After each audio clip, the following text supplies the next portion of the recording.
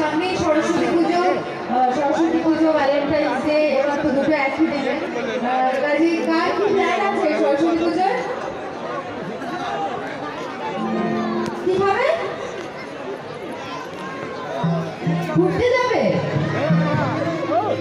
আচ্ছা সরস্বতী পুজোয় ঘুরতে যাবে তো সরস্বতী পুজোটা করবে না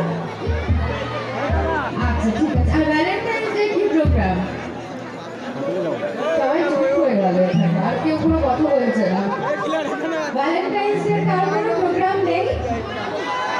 আছে কার কে দেখি আছে প্রথম কি বললো আমি একটা সব থেকে আগে শুনতে পেয়েছি একজন বলেছে সবাই আছে কটা প্ল্যান আছে দুটো